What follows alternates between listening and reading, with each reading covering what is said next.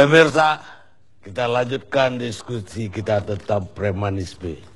Dari segmen yang lalu jelas bahwa preman tidak hanya yang menagih utang atau yang menduduki lahan kosong di perkotaan, tapi preman juga ada di pertambangan, di kehutanan, di kelautan, di berbagai tempat. Jangan-jangan negeri ini sudah berubah jadi negeri preman. Saya persilakan Pak Boy melanjutkan. Ya, terima kasih Pak Karni. Jadi berkait dengan keberadaan alat-alat yang kalau kita lihat di kawasan pertambangan, katakanlah yang terjadi di Solok Selatan ini, memang harus kita teliti lebih jauh, karena ini kan berkaitan dengan juga perizinan yang dikeluarkan oleh instansi terkait ya. Katakanlah untuk mendatangkan alat berat ke suatu daerah, para pengusaha itu jelas harus memegang perizinan. Nah, oleh karena itu ini juga nanti tentu yang harus bagian kita teliti dengan seksama. Kemudian juga terkait dengan masalah izin usaha pertambangannya, yang satu persatu juga harus dilakukan. Apakah telah dilakukan proses AMDAL atau belum terhadap aktivitas mereka di lapangan, ini juga merupakan bagian-bagian harus kita teliti. Akan tetapi kalau kita kaitkan kembali dengan masalah premanisme yang berkait dengan masalah pertambangan, tentu ini berkait dengan masyarakat luas, masyarakat setempat yang tentunya menurut hemat kami, kita harus berupaya sekuat tenaga untuk dapat memberikan suatu pemahaman hukum kepada mereka.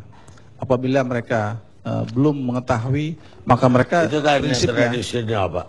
Iya. Kalau yang udah bawa alat-alat berat tadi, premannya bukan lagi rakyat kecil itu Pak, udah berdasi. Mungkin tidurnya juga di Ritz-Carlton sini. Iya. Itu premannya. Jadi yang di lapangan tentu Ya, operator-operatornya. yang pakai di ayak dengan apa tadi panci tadi apa itu nggak merusak lingkungan Pak. Yang parah itu yang pakai eskavator. Justru yang ekskavator yang keberadaannya juga harus kita teliti apakah ini telah memiliki izin dari instansi terkait atau tidak. Seluruh daerah sekarang Pak. Jadi kita memang berharap benar Polri itu turun benar kalau memang mau beratas preman. Ya. Dan bos-bosnya ada di Jakarta Pak. Mungkin ada di sekitar kita juga barangkali. Tapi pertanyaan saya, apa kita udah perlu Petrus untuk yang begitu? Tentu kita tidak menginginkan ada hal-hal seperti itu dalam penegakan hukum terkait dengan masalah premanisme. Kami melihat Mabes Polri berharap adanya suatu sinergitas di antara kepolisian-kepolisian yang di satuan kewilayahan, Polda dengan pemerintah daerah. Karena kalau kita melihat premanisme sebagai bagian dari masalah sosial atau terkait dengan sosial ekonomi khususnya, sebenarnya yang kita berharap di era otonomi daerah ini adalah pembangunan yang menyentuh seluruh lapisan masyarakat sehingga tingkat kesejahteraan masyarakat semakin baik. Karena seperti contoh Pak Karni sampaikan tadi di Tokyo, tentu masyarakat Tokyo dengan masyarakat Jakarta, kami yakin dari sisi income per kapita saja sudah berbeda, tingkat perekonomian sudah berbeda, dan mungkin angka pengangguran kami yakin jauh berbeda. Ini contoh yang juga bisa kita sandingkan, kita teliti. Ada hal-hal tersebut yang harus kita pahami dan kita upayakan agar tingkat kesejahteraan masyarakat ini akan semakin baik. Karena kami sangat berkeyakinan bahwa ada korelasi yang kuat antara tingkat kesejahteraan masyarakat dengan perbuatan premanisme. Oleh karena itu tentu peran dari pemerintah daerah di era otonomi daerah agar benar-benar melaksanakan program yang menyentuh kepada mereka-mereka yang tentunya kita kenal sebagai kalangan yang pengangguran, jobless, yang mereka inilah sebenarnya menjadi kelompok yang berpotensi untuk terjebak dalam suatu kelompok aksi premanisme. Maka kalau ini digarap secara baik, kita berkeyakinan bahwa mereka dengan sendirinya tentu akan terhindar dari tindakan-tindakan yang mengarah perbuatan premanisme. Di samping upaya-upaya penegakan hukum yang itu juga mereka merupakan suatu keharusan yang kita lakukan. Baik Pak, jadi memang yang kita harapkan itu adalah penegakan hukum yang di realnya. Karena kalau tidak, ya negeri ini akan hancur. Dengan taman-taman liar tadi berarti penambang liarnya tidak melakukan reklamasi terhadap daerah pertambangan itu sendiri dan akan membiarkan terbengkalai walaupun dengan juga tidak membayar royalti dan tidak membayar pajak untuk itu. Sehingga yang kita takutkan tadi bahwa negeri kita betul-betul telah berubah jadi negerinya preman. Tapi tentu kita tidak berharap bahwa Petrus itu jilid 2 lahir kembali. Karena itu pada malam ini kita undang juga berapa orang dari tahun 82 sampai 85 Petrus dilaksanakan di Indonesia dan tidak kurang dari 10.000, sekitar 10.000 preman ketika itu yang dinamakan Gali itu tewas. Ada yang tertembak, ada yang dikarungin, dibuang di sungai, di hutan, bahkan di tempat-tempat umum. Dan waktu itu saya masih ingat, masih reporter saya, para petugas yang ditugasi untuk melakukan eksekusi itu membawa daftar nama-nama yang harus dia eksekusi. Banyak yang tewas dan tentu juga ada yang lolos. Malam ini ada yang lolos kita hadapkan di sini. Yang tewas tentu tidak bisa kita hadapkan lagi. Satu, Pak Ujang. Saya persilakan Pak Ujang. Pak Ujang 82-85 itu di daerah mana? Itu udah hidup. Jakarta Utara, Pak. Bapak jadi preman di mana? Koja, di mana? Di Permai atau di Warakas? Gini Pak ya, Pak Karni. Kata-kata preman itu sampai sekarang saya bingung, Pak. Bapak bingung. Bingungnya gini, Pak. Pada waktu itu saya cuman punya keberanian untuk berkelahi aja, Pak. Cuma berkelahi? Berkelahi aja, Pak. Di mana tempat saya berkelahi. Meras gak? Tidak, saya pernah. Cuman mereka yang merasa senang sama saya suka ngasih uang sama saya kan. Istilahnya Takut saya atau sedang sama Bapak? Wah, saya tidak tahu. Saya atau takut atau tidak saya tidak tahu ya.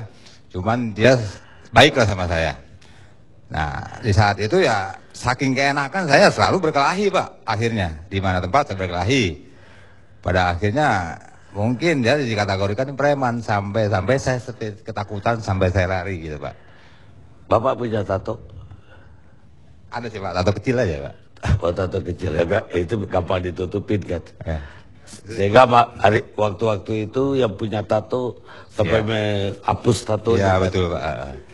Jadi dalam masa itu saya juga merasa ya jelas, Pak, kalau orang sehat dan wajar itu saya tetap takut, Pak ya. Pokoknya takut dalam ancaman itu. Tapi saya juga bingung, Pak. Dalam hal itu banyak orang mengatakan saya preman, melakukan kejahatan. Padahal kalau saya rasa waktu itu saya cuma mempertahankan diri, Pak. Karena ibu kota ini kerasan, Pak ya. Jadi saya merasa harus saya berani. Saya berani berkelahi di kota ini, saya bilang kan. Bapak tinggal di mana di Priok? Waktu itu di Pademangan, Pak. Hah? Di Pademangan, Jakarta Utara. Pademangan. Kerjaan sehari-hari yang resmi apa? Dulu saya pernah jadi tukang potong hewan, Pak, jaga. Memang saya berangkat dari bapak saya tukang daging, jadi saya tukang potong hewannya gitu, Pak. Jadi saya berangkat dari tukang potong hewannya. Ada anak buah nggak Bapak waktu itu? Saya nggak merasa punya anak buah, tapi anak-anak itu dia menganggap saya Komandannya? wah iya, ketua. Nah, mungkin kebanyakan dari anak-anak itulah yang bikin ulah. Akhirnya nama saya lah yang akhirnya terancam pada saat itu. Terus Bapak lari kemana 82-85 itu? Saya pulang kampung, Pak. Saya Kemana? pulang kampung ke Banten. Ke Banten. Ke Banten. Dan alhamdulillah waktu itu saya masuk pesantren, saya digodok oleh seorang guru. Ya sampai sekarang ini alhamdulillah saya bahkan sekarang tinggal di Gunung Salak, Pak. Alhamdulillah saya bisa membina mereka-mereka.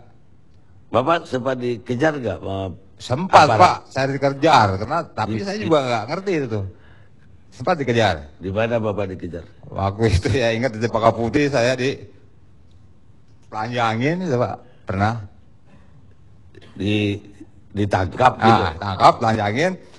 Dia buka foto, tapi fotonya memang sama sama saya.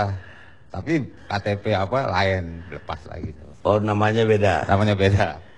Tapi foto emang mirip saya, Pak. Yang menangkap Bapak waktu itu Waduh, saya nggak tahu. tentara atau preman. oh berpakaian Oh iya, preman. berpakaian serem lah, Pak. Lebih dari preman tampangnya, Pak. Lebih Iya. Mata merah ya lebih dari preman tampangnya kan. Bapak ditelanjangin itu Telanjangin. kantor apa? Saya dilepas akhirnya, Pak. Eh? Dilepas saya. Udah dibawa, saya nggak Iya, tahu kemana. Bapak dibawa ke kantor apa waktu itu? Pak, tengah jalan dilepas. Ditelanjangin di tengah jalan. Di tengah jalan saya dilepas, Pak. Pakai cangcut aja, Pak, saya, Pak. Cangcut Pulang. aja? Iya. Dilepas lagi? Iya, Pak. Pulang kemana tuh? Saya akhirnya waktu itu saya ke pasar, Pak, nggak berani pulang ke rumah. Ke pasar, tidur di pasar akhirnya, kan saya jalan kaki. Gak ada uang lagi? Nggak ada uang akhirnya, orang tinggal cangcut aja, Pak. Pakai cancut lagi? Iya. Jadi dia gak masuk pesantren, Bapak selamat? Alhamdulillah saya selamat, sampai sekarang saya udah punya cucu, Pak. Gak ada yang menduga Bapak sembunyi di pesantren? Nggak ada, Pak. Alhamdulillah. Jago juga cara Bapak lari. Larinya ke pesantren. Iya, Pak. Ya gak mungkin lah preman di pesantren kan? Iya. Baik Pak Ujang, saya sekarang ke Pak Kentus. Pak Kentus, preman benar kan? Preman benar kan? Ya kata mereka, Karena mereka gimana? kata aparat itu saya katanya preman. Tapi kan kerjanya memang preman kan? Bukan Pak, saya dulu kerja di terminal, di sekolahan, saya keamanan di terminal. Di terminal ngapain? Udah keamanan Ya sekolah? dulu nyalo penumpang itu di terminal. Ya maksa-maksa orang naik mobil mana begitu Bapak? Ya kalau mau kemana gitu kita ngantar ke Semarang atau kemana kita naikin ke bis. Dia kan bisa naik sendiri, ngapain Bapak? Ya gimana Pak? Coba ceritain cerita Bapak dikejar-kejar aparat ketika itu. Nah itu terus ada OPK. Nah itu ternyata saya tercantum nama saya di situ. Sebagai gali Kali ya waktu itu di Jogja. di Jogja. Terus Nah saya dikejar, ternyata lari ya. lari kemana Bapak? Saya waktu itu kan rumah saya dekat stasiun Tugu Pak. Ya. Nah saya suruhan anak buah saya di kampung untuk beli tiket. Terus saya ke sebelah barat itu dari kereta udah kenceng saya loncat naik sampai Jakarta. Saya bertiga. Maksud Bapak loncat itu gak beli tiket? Saya beli, sudah saya disiapkan tiketnya. Terus ke Saya Jakarta beli, lari kemana ke Bapak? Jakarta, terus saya nyari teman saya yang di wartawan Kompas waktu itu. Kok preman temannya wartawan? Jadi waktu itu terus saya ya memang dari awal dari rumah itu memang saya mau mencari perlindungan Pak. Oh, Bukan perlindungan. untuk melarikan diri saya. Kalau melarikan diri kan nggak ada ceritanya lagi gitu kan. Nah, itu saya lari ke LBH.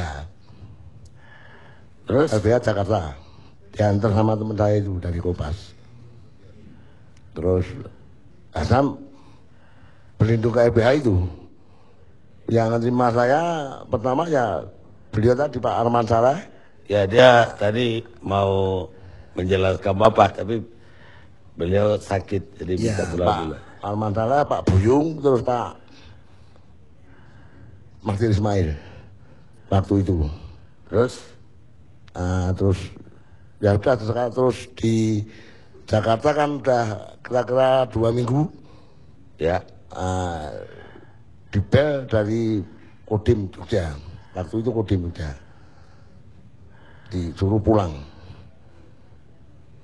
Tapi pengacara saya nggak boleh kalau sebelum ada surat jaminan hidup nggak boleh. Nah, terus turunlah jaminan hidup itu. Dijamin hidup. Ya Terus pulang. pulang. Diantar Pak Magdir Ismail. Magdir Ismail yang ngantar. Magdir Ismail yang ngantar saya sendiri, Magdir Ismail. Ya, terus Sampai Jogja.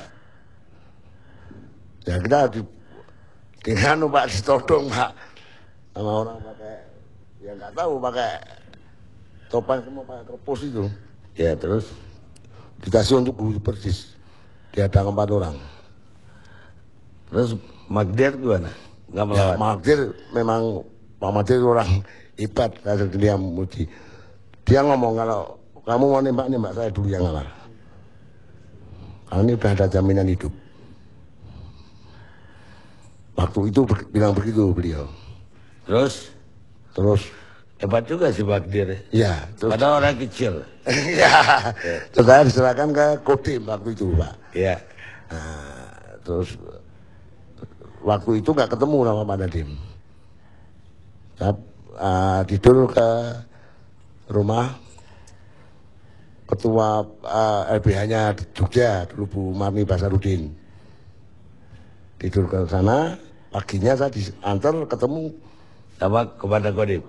terus ya pokoknya kamu Siapa ini- Komandan Kodim? Pak Asbi waktu Asbi, itu. ya. Terus Terus dia nggak kan ditunjukin jaminan hidup saya itu. Jadi ya udah kalau saya berani jamin, tapi kamu di sini nggak boleh pulang. ditahan. Ya nggak ditahan, pintunya dibuka semua Pak. Nggak ditahan Pak, cuma diamankan di situ. Nggak ada apa-apain. Nggak diapa-apain. Gara-gara Nggak ada. gara-gara Ya cuman dititipin oleh LBH.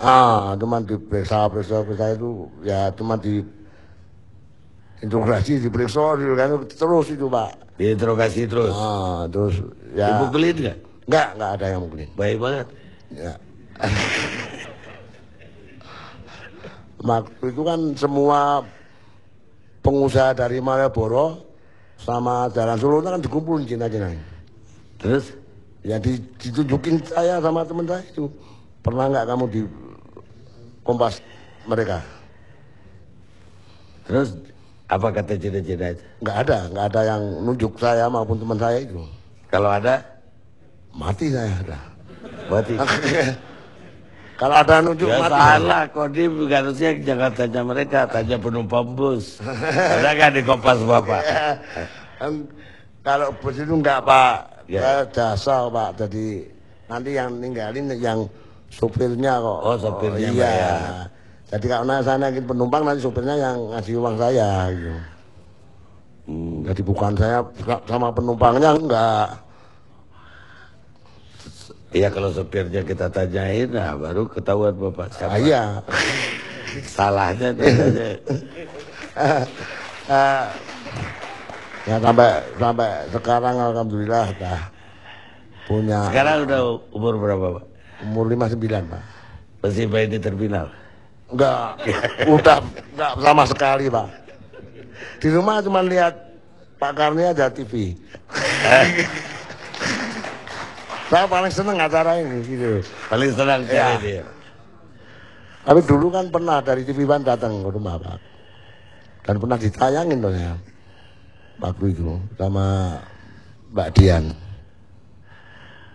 Gak nyangka dong duduk di sini. Ya? Gak nyangka dong. Enggak duduk. nyangka, enggak mimpi Pak. Gak mimpi. Baik Pak. Ya, makasih. Sekarang apa jadi Indo? Bapak, saya agak ragu ini. Bapak ini termasuk yang digolongkan preman waktu itu atau residivis? Iya, udah bukti Pak. udah. Saya juga bingung Pak, kriteria premannya gimana ya? Preman itu apa sebenarnya saya nggak tahu deh. Yang jelas preman itu pelanggar hukum, itu aja. Jadi gimana Pak? Saya golongan mana? Iya, Bapak pernah foto Kompas ya premannya lebih dari. Ya, saya terobsesi dulu dengan Tadi masa-masa orang doang. Dia ke masa-masa orang naik bus. Kalau Bapak, saya terlalu banyak baca buku komik tentang si Pitung, Robin Hood, Sunan Kalijaga. Jadi saya pikir kenapa enggak? Karena waktu itu pemerintah belum mampu mensejahterakan rakyatnya secara merata. Saya dari sedikit demonstratif melakukan indikasi melakukan tindak kejahatan, tapi tujuannya untuk membela rakyat. Dari hasil perampokan saya berikan rakyat miskin gitu. Robin Hood juga dong ya. Salah kaprah Pak, tetap aja dihukum. Terus Bapak itu tahun 82-85 itu di mana? Ya, kebetulan saya dilindungi oleh negara, saya di penjara. Oh, jadi aman. Jadi tidak mengalami Iya. kejar-kejaran kayak itu. Wah, saya enak di dalam Pak. Tahun 82 misterius, mulai dicanangkan, kemudian Gunung Galunggung meletus. Tapi saya waktu itu ada sedikit demonstratif. Kenapa saya dihukum kok berat banget? Padahal saya belain rakyat, pikir saya berontak, saya lari. Akhirnya oleh Pangkop Kamtib waktu itu udah tembak mati semua. Ternyata dari 34 orang yang lari dari lembaga pemasyarakatan Nusa Kambangan itu 11 orang mati, luka parah 5. Saya termasuk ya yang selamat. Bapak nggak kena tembak, Enggak kena tembak. nggak ketemu aparat. Ketemu, mereka nembakin sampai setelah pensiun pun para anggota dari Batalion Infanteri 405 di Ponorogo, mereka cari saya, Bang Joni minta ilmunya dong, kok ditembak nggak mati katanya. Padahal itu nggak kena. Tapi menurut saya nggak apa tuh, jangankan soal ditembak tadi, bisa lolos dari Nusa Kambangan pun itu luar biasa loh. Karena tidak banyak orang yang bisa menyeberang dari Nusa Kambangan ke Pulau Jawa yang selamat. Pakai apa? Ya larinya cuma pakai semangat, tekad, karena takut ditembak. Nggak pakai rakit atau Ya, pakai, Pak, manual aja Pak. jadi berenang. Iya. Itu berapa lama berenang dari Nusa Kambangan? 4 kilometer kurang lebih kalau di ujung barat itu antara pesisirnya Pangandaran. Kalau saya di tengah, karena dari Cilacap cuman kira-kira 1,5 kilo dari daratan ke Nusa Kambangan. Ya arusnya agak deras. Berapa orang yang selamat? Cuma 11 orang, yang mati 11, luka parah 5. Jadi yang selamat ya itu nggak mudeng ini. Pak Joni doang. Hidup, teman-teman juga ada yang hidup, tapi banyak yang luka parah. Karena memang sudah sangat meresahkan seperti itu. Saya kenalkan beliau ini mungkin untuk pemirsa juga. Saya mau acarain beliau ini di LP Cipinang pada waktu dia di penjara di Cipinang. Itu preman yang ganteng sekali zaman itu karena muda masih. Sekarang pun masih ada sisa-sisanya. Dan saya juga menyelundup masuk LP Cipinang ketika itu tanpa sepengetahuan lapas. Karena waktu itu susah untuk bisa izin ketemu. Dan dia saya bawain 2 dus rokok Isamsu. Punya hutang. Cuma dia rokok bisa aja 1 batang, yang lain diambil teman-temannya. Dia mungkin udah lupa barangkali. Jadi Bapak tidak di dalam penjara waktu itu, penjara Cipinang.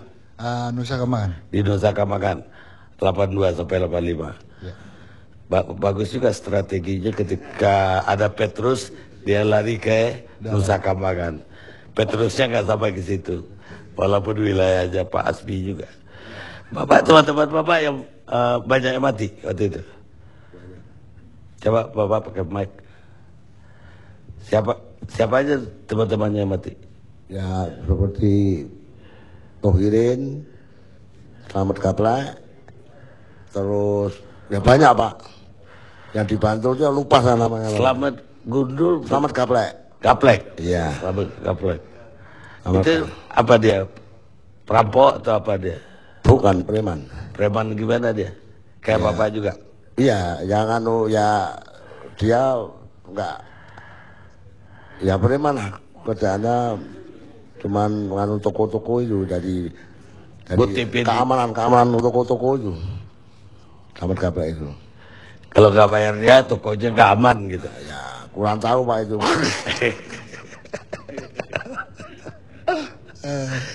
Kalau mau yang teman-teman periuknya gimana?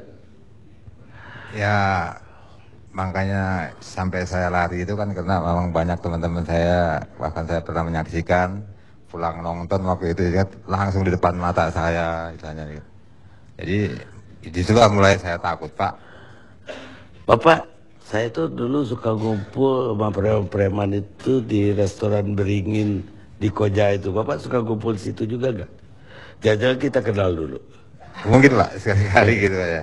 Tapi kan saya memang pas beran dagang dagingnya di situ Pak, di pasar Koja itu. Restoran Beringin tahu kan di pinggir Iya. Yosudarso itu, yang dekat jembatan kecil itu. Yang mau belok ke Gano. Iya Pak. Ingat kan? Sekarang tinggal di mana? Sekarang kebetulan saya tinggal di pegunungan Pak. Sekarang ini Pergunungan di mana? di Gunung Salak Pak.